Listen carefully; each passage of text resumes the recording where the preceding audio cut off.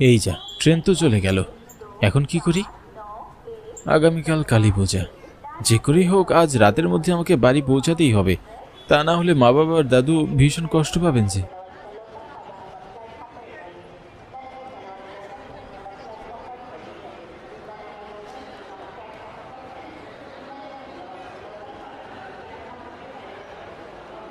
দাদা, পরের ট্রেন কটায় আসবে বলুন তো?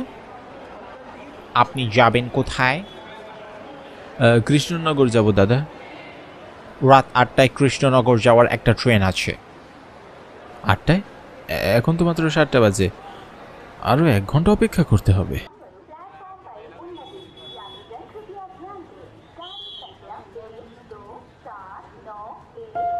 আমি অখিল, কলকাতায় সরকারি চাকরি করি। কাজের চাপে আজ 2 মাস হলো গ্রামের বাড়ি যাওয়া হয় না। নতুন চাকরি, তাই ছুটিও নিতে পারছিলাম না। কিন্তু কালী পূজাতে বাড়ি না গেলেই যে নয়। আমি না গেলে দাদু বাড়িতে কুরুক্ষেত্র বাঁধিয়ে ছাড়বেন, তাই তো অফিসের কাজ শেষ করে রওনা দিয়েছি। কিন্তু স্টেশনে পৌঁছাতে একটু দেরি হয়ে গিয়েছে। জানি না বাড়িতে ঠিক কটায় গিয়ে পৌঁছাবো। স্টেশন এক প্রকার ফাঁকা বলা যায়। আমি ছাড়া স্টেশনে আর কোনো যাত্রী ছিল না। হঠাৎ ট্রেনের পোপো শব্দে আমি উঠে দাঁড়ালাম।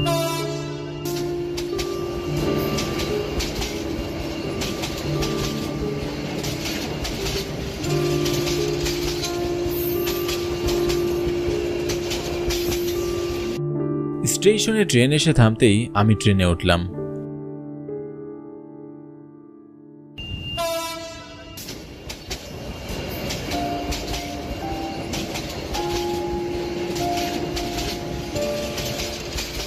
জানালার পাশে একটা সিটে হেলান দিয়ে বসলাম। সারাদিন শরীরের উপর দিয়ে অনেক ধকল গিয়েছে, তাই ক্লান্ত শরীরে আমি কখন যে ঘুমিয়ে পড়েছি বুঝতেই পারলাম না। খুব ভয়ঙ্কর একটা স্বপ্ন দেখে ভয়ে আমি চমকে উঠলাম।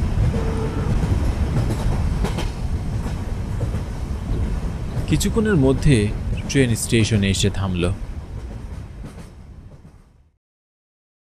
আমি তাড়াহুড়ো করে ট্রেন থেকে নামলাম।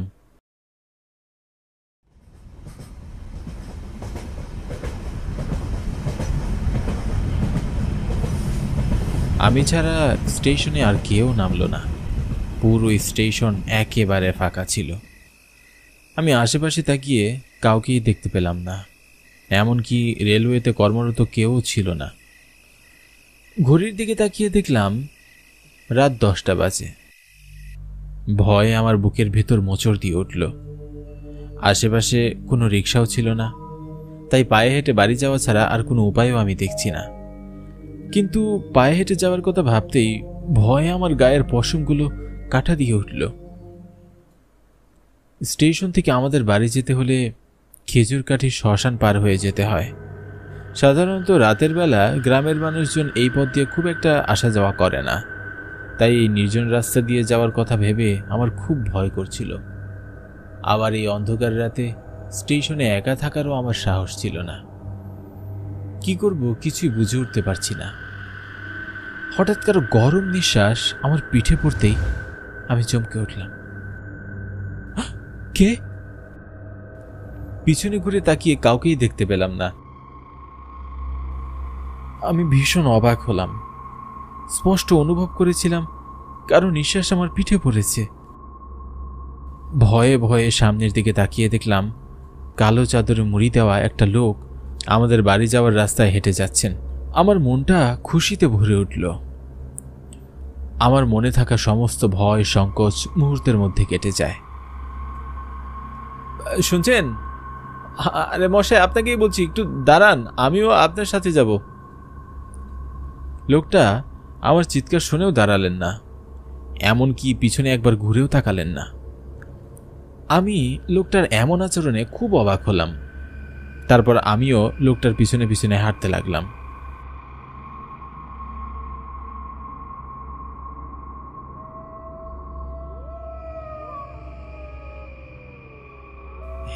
এই যে শুনছেন, একটু থামুন না, আমি আপনার সাথে যাব, শুনছেন? আমি এত ডাকাডাকি করছি কিন্তু লোকটা কিছুতেই থামছেন না। সে খুব তাড়াতাড়ি হাঁটছিল। আমি তার সাথে হেঁটে পেরে উঠছিলাম না। এবার আমার তার আচরণে সন্দেহ হলো। আমাদের গ্রামের কেউ এমন আচরণ করবার কথা নয়। লোকটা আবার চোর নয় তো? এমন কড়া গরমে ভারী চাদর মুড়ি দিয়ে আছে। যে করেই হোক তাকে আমার ধরতে হবে। আমি খুব তাড়াতাড়ি হাঁটা শুরু করলাম। হঠাৎ আমি হোঁচট খেয়ে পড়ে যাই।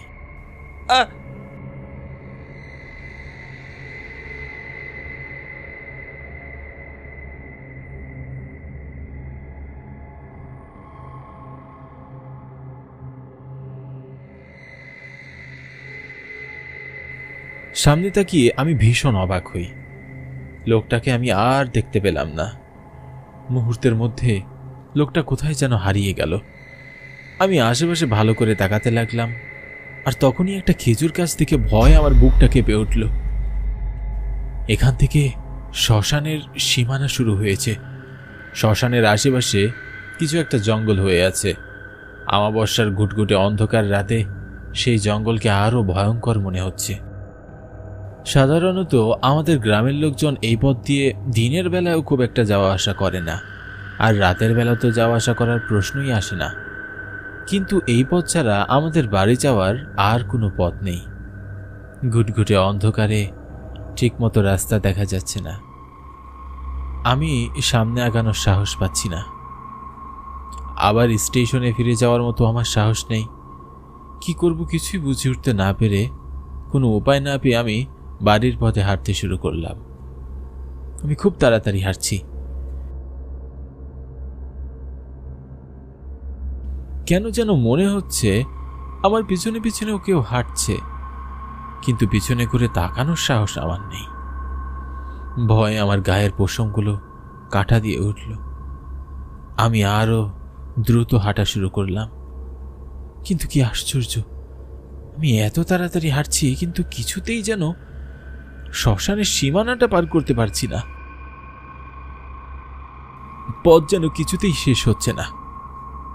ভয়ে আমার বুকের ভিতর ধুকধুক করছে। আমি মনে মনে ঈশ্বরের নাম জপ করছি আর হাঁটছি। হঠাৎ আমি পিছনে ঘুরে তাকিয়ে চমকে উঠলাম। কি আশ্চর্য, আমি এখনো খেজুর গাছের কাছেই আছি। এত সময় হেঁটে আমি একটু সামনে আগাতে পারিনি। ভয়ে আমার বুকের ভিতরটা কেঁপে উঠল। শরীরের সমস্ত শক্তি দিয়ে আমি দৌড়ে পালানোর চেষ্টা করলাম, কিন্তু খুব অদ্ভুতভাবে বারবার ঘুরে ফিরে আমি শ্মশানের সামনেই চলে আসছি। আমার বুকের ভিতরের প্রাণ পাখিটা ছটফট করছে। ভয় আমার প্রাণ যায় যায় অবস্থা। দৌড়াতে দৌড়াতে আমি হাঁপিয়ে গিয়েছি। পানির তৃষ্ণায় গলা শুকিয়ে কাঠ হয়ে গেছে। আখিল, বাবা আখিল। হঠাৎ বাবার কণ্ঠ শুনে আমি চমকে উঠলাম, কিন্তু আশেপাশে কোথাও আমি বাবাকে দেখতে পেলাম না। বাবা, তুমি তুমি কোথায় বাবা? তোমাকে আমি দেখতে পাচ্ছি না কেন? এই তো আমি এখানে, তোমার কাছেই। আমার মনে হলো বাবা শ্মশানের ভেতর থেকে আমায় ডাকছেন, কিন্তু এত রাতে বাবা শ্মশানে কি করছেন? বাবার আবার কোনো বিপদ হলো না তো? আমার মন খুব অস্থির হয়ে আছে। আমি বেশি কিছু ভাবতে পারছি না। তাড়াহুড়ো করে আমি শ্মশানের ভিতরে এগিয়ে যাই।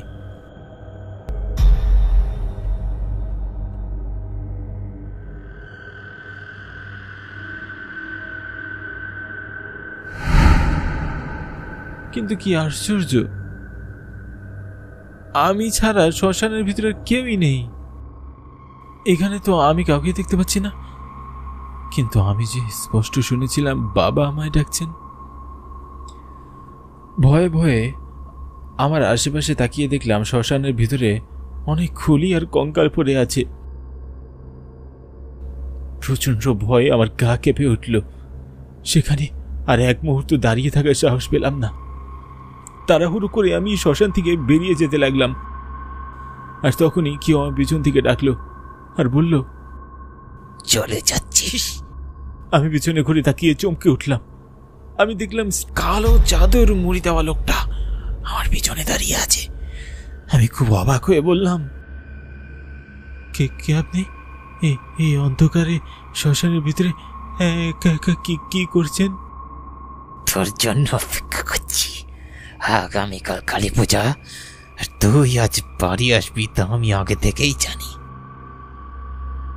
তাই বলে আমার জন্য শ্মশানে অপেক্ষা করতে হবে কেন? বাড়িতে অপেক্ষা করলেই পারতেন। বাড়ি গেলে কি আর আমি তোকে ধরতে পারতাম?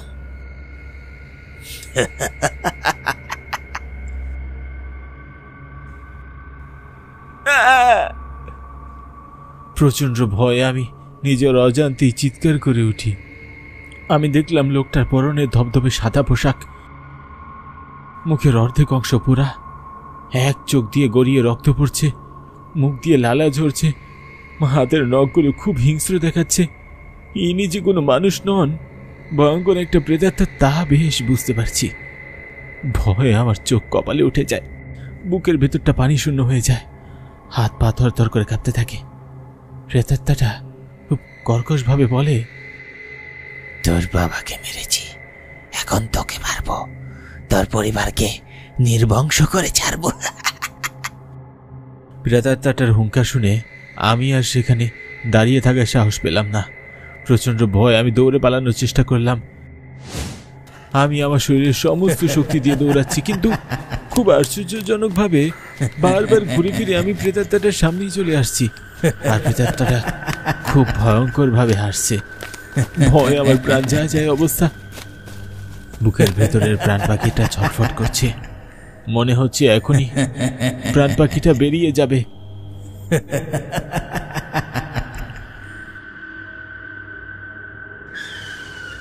আমি আর এক পাও সামনে এগোতে পারছি না। প্রেতাত্মাটা বিশ্রীভাবে হেসে বলল, কোথায় পালাবি? তোর পালানোর কোনো পথ নেই। আজ এই শ্মশানে আমি তোর প্রাণ নেব। কেন এমন করছো? কেন তুমি আমার প্রাণ কেড়ে নিতে চাইছো? গ্রামের সবাইকে তুমি অতিষ্ঠ করে তুলেছ। তোমার যন্ত্রণায় রাতের বেলা কেউ ঘরের বাইরে বের হওয়ার সাহস পায় না। কেন আমাদের উপর তুমি এমন অত্যাচার করছো? আমরা তোমার কি ক্ষতি করেছি? তুই আমার কোনো ক্ষতি করিসনি, কিন্তু তোর বাবা আমার অনেক ক্ষতি করেছে। তোর বাবা আমার প্রাণ কেড়ে নিয়েছে। এসব কি বলছো তুমি? আমার বাবা এমন কাজ কখনোই করতে পারে না। তোর বাবা এই গ্রামের জমিদার, ওনার যা প্রয়োজন তা তিনি ক্ষমতা প্রয়োগ করে আদায় করে নেন। উনি অন্যায়ভাবে আমার জমির ফসল দখল করে নিতে চেয়েছিল, কিন্তু আমি আমার জমি দিতে রাজি হয়নি। আমি প্রতিবাদ করেছি, তাই একদিন রাতের আধারে তিনি আমার বাড়িতে আবার আগুন জ্বালিয়ে দেন। সেই আগুনে আমি জ্বলে পড়ে ছাই হয়ে যাই। আজ আমি তোর বাবাকে হত্যা করেছি, এখন তোকে হত্যা করে তোর বংশ নির্বংশ করব। না, আমার মেরো না, আমি তোমার কোনো ক্ষতি করিনি। আমার বাবার ভুলে এসেছি, তুমি আমাকে কেন দিতে চাইছো? ছেড়ে দাও আমায়। প্রেতাত্মাটা তার হাত দুটো লম্বা করে আমার দিকে বাড়িয়ে দিল, খুব শক্ত করে আমার গলা চেপে ধরল। বাঁচার জন্য আমি আকুতি মিনতি করছিলাম, কিন্তু কিছুতেই প্রেতাত্মাটার হাত থেকে ছুটতে পারছি না। আমার দম বন্ধ হয়ে আসছে। তারপর আমার আর কিছুই মনে নেই।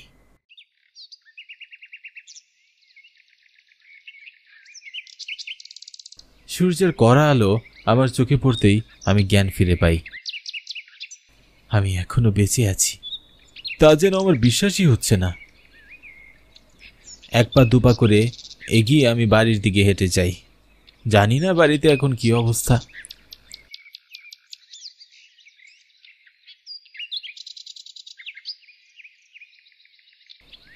দূর থেকে দেখলাম আমাদের বাড়ির উঠোনে অনেক মানুষ জড়ো হয়ে আছে।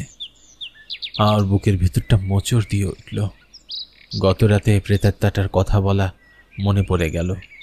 আমি তাড়াহুড়ো করে এগিয়ে এসে দেখি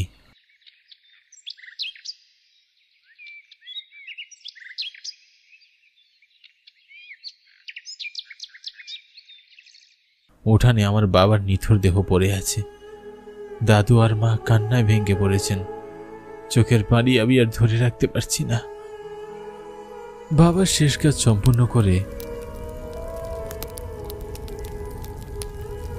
দাদু আর মাকে নিয়ে আমি শহরে চলে এসেছি।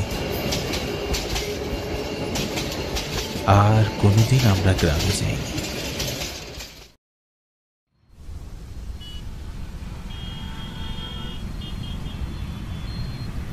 শহরের জীবনযাপন বেশ উন্নত হলেও গ্রামীণ জীবনযাপনে এর প্রভাব এখনো চোখে পড়েনি। গ্রামের মানুষ যেন সেই 19 শতকেই আটকে রয়েছে। আমার মাও ঠিক তেমনই। কতবার বলেছি একটি মোবাইল ফোন কেনার কথা, কিন্তু তিনি অযথা খরচের বাহানায় এড়িয়ে চলেছেন ব্যাপারটি। আমার মা ফোন ছাড়া চিঠিতেই সন্তুষ্ট। মাসে তিনি কমপক্ষে 3-4টে চিঠি তো লিখতেনই, কিন্তু এ মাসে কেন জানি একটিও চিঠি আসলো না গ্রাম থেকে। আজ আসবে কাল আসবে এসব ভাবতে ভাবতে পুরো মাস চলে গেল, কিন্তু একটি চিঠিও আসলো না। অফিসের কাজের ফাঁকে মায়ের কাছে যাওয়ার সুযোগটিও পাচ্ছিলাম না, কিন্তু মাসখানেক হয়ে গেল মায়ের কোনো খবর নেই।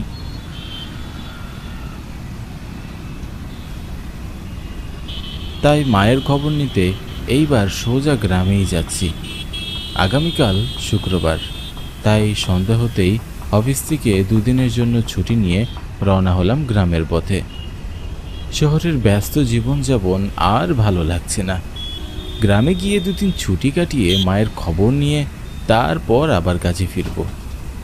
কতদিন পর মায়ের হাতের রান্নাই খাই না। আজ বাড়ি গিয়ে পেট পুরে মায়ের হাতের রান্না খাবো। শহরের হোটেলের খাবার খেয়ে খেয়ে আর ভালো লাগে না।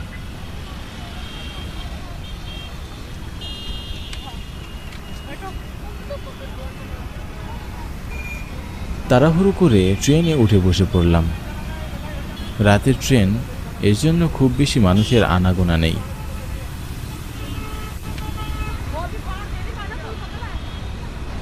বেশ ভালোই হলো, ট্রেনের জন্য অপেক্ষা করতে হলো না, সময়ের আগেই চলে এসেছে।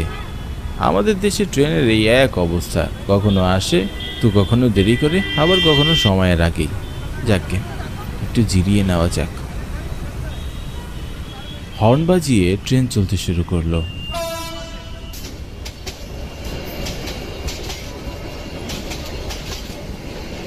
ট্রেন চলেছে তার নিজ গতিতে। ট্রেনের সেই হন হন শব্দ শুনতে বেশ ভালোই লাগছে। প্রায় মাস 6 পর অফিস থেকে বের হওয়ার জন্য ছুটি পেয়েছি। আজ বহুদিন পর নিজের গ্রামের বাড়িতে যেতে পারছি ভাবতেই যেন একটা স্বস্তিতে নিঃশ্বাস নিতে পারছি। সারাদিনের ক্লান্তিতে চোখটা লেগে আসছিল। কাজের চাপে ঘুমও হয়নি ঠিক মতো। 2 চোখ তুলে যেন আর তাকাতে পারছি না। কিন্তু ঘুমালেই যদি স্টেশন পেরিয়ে চলে যায়, আর তো মাত্র কিছুক্ষণের পথ, তাই কষ্ট হলেও চোখটা তাকিয়ে রইলাম কোনো মতে। ট্রেনের খোলা জানালা দিয়ে দেখছি আকাশটা ঘন কালো মেঘে ঢেকে আছে।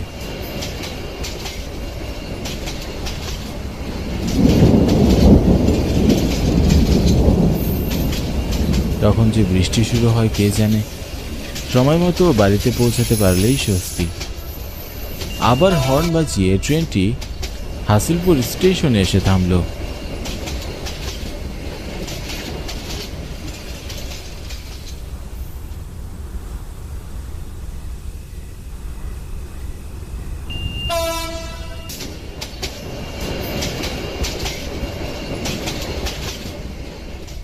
আমি স্টেশনে নেমে দেখি পুরো স্টেশন একদম ফাঁকা। না আছে কোনো মানুষ, না আছে কোনো গাড়ি। হঠাৎ আকাশ ভেঙে বিদ্যুৎ চমকাতে শুরু করলো।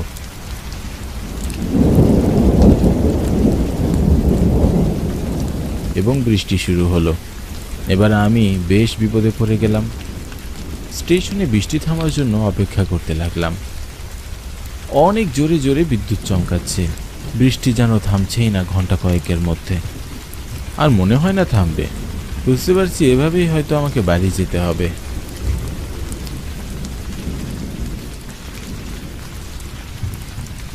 চারিদিকে বৃষ্টির সাথে দমকা হাওয়া বইছে। বাতাসের স্রোত যেন উড়িয়ে নিয়ে যাবে এপাশ থেকে ওপাশে। এই বিপদ তো ঠিক আছে, কিন্তু আমি ভাবছি বটতলার কথা। সেই যে মেয়েটিকে দেখেছি, তারপর থেকে আজও বটতলার কাছ দিয়ে যেতে ভয় লাগে আমার। আজ থেকে প্রায় বছর 5 আগে একদিন এরকমই রাতে বাড়ি ফিরছিলাম। সেদিন বটতলার কাছে যেতেই চোখ পড়ল বটতলার গাছের দিকে। বটগাছের দিকে তাকিয়ে যেন আমি হতবাক হয়ে গেলাম। একটা মেয়ের লাশ ঝুলছিল বটগাছের ডালে। পরে জানতে পারি মায়ের সাথে ঝগড়া করে গলায় দড়ি দিয়েছিল। আসলেই বাচ্চারা বড় হয়ে গেলে নিজেদের মর্জি মতো চলে, বাবা মার কথা তাদের আর শুনতেই মন চায় না। তবে সেই থেকে এই পথ দিয়ে আমার কেমন ভয় লাগে। হাঁটতে হাঁটতে হঠাৎ বটতলার কাছে আসতে আমি লক্ষ্য করলাম বিদ্যুতের ঝলকানির আলোয় বটগাছে গলায় দড়ি দিয়ে একটি মেয়ের লাশ ঝুলছে।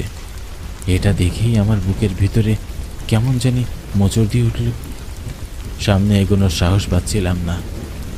আমি স্পষ্ট দেখার জন্য আবার তাকিয়ে দেখি সামনে কেউ নেই।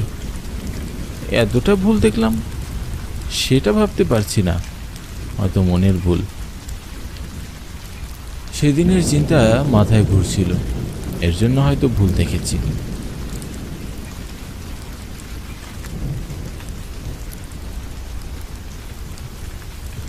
একা রাস্তায় যত সব আজগুবি চিন্তা ভাবনা মনের মধ্যে আসে।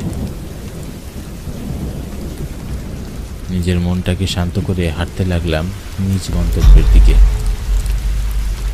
চলতে চলতে পায়ের নিচে কিছু অনুভব করলাম।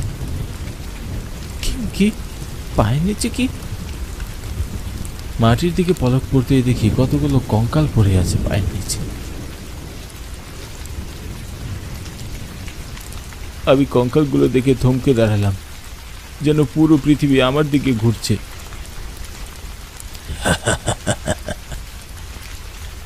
কে কে আমাকে যেতে দাও। তাদের হাসি দেখে মোটেও আমার আর ভালো লাগলো না।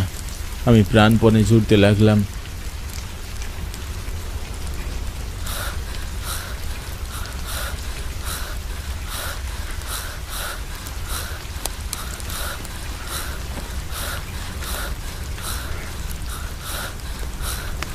এক দৌড়ে আমি পৌঁছে গেলাম আমার বাড়ির দরজায়। বাড়ির দরজায় আসতেই বেশ হাঁপাচ্ছিলাম, যেন প্রাণটা আর একটু হলেই বেরিয়ে যেত। আজ খুব বাঁচা বেঁচে গেছি। মা, ও মা, আমি তোমার মহেশ গো, দরজা খুলো। বাবা, তোর জন্যই তো অপেক্ষা করেছিলাম, তা এত দেরি করলি কেন? আমি আসবো তুমি কি করে জানলে? আমি তো তোমাকে খবর পাঠাইনি। মায়ের কথায় বেশ অবাক হলাম। মা কিভাবে জানলো আমি আসবো? যাকে ভাবলাম মায়ের মন তো বুঝতে পেরে গিয়েছে। আমি আমি সব জানি, সব।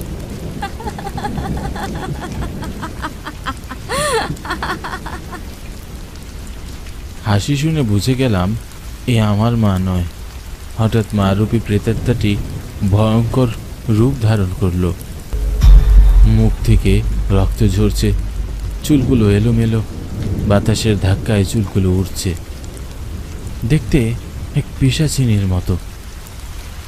কি কি হলো মা তোমার? কিছু বুঝে ওঠার আগেই আমাকে তুলে এক আছাড় মারলো মাটিতে। আমি পড়ে গেলাম, জ্ঞান হারিয়ে ফেললাম। এরপর আর কিছু মনে নেই আমার। পরদিন সকাল। বাবা মহেশ, কি হয়েছে বাবা?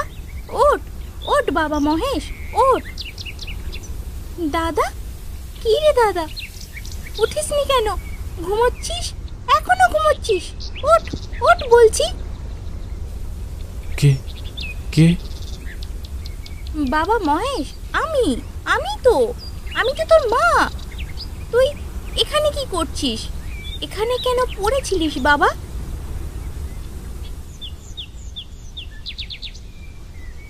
মা আর বোনকে সব খুলে বললে হয়তো তারা ভয় পাবে, আমাকে নিয়ে খামোখা দুশ্চিন্তা করবে। তাই তাদের এ সম্পর্কে কিছু জানালাম না। না মা, এমনি অনেক রাত হয়েছিল, তাই আর ডাকিনি, এখানেই ঘুমিয়ে পড়েছিলাম। পাগল ছেলে কোথাকার। ঘরে চল, চল ঘরের ভেতরে চল। আমার জীবনে ঘটে যাওয়া সবচেয়ে ভয়ঙ্কর ভৌতিক কাহিনী ছিল এটা। এই দিনটি আমি কখনোই ভুলব না। যেন এক ভয়ঙ্কর দুঃস্বপ্ন দেখেছি ঘুমের করে।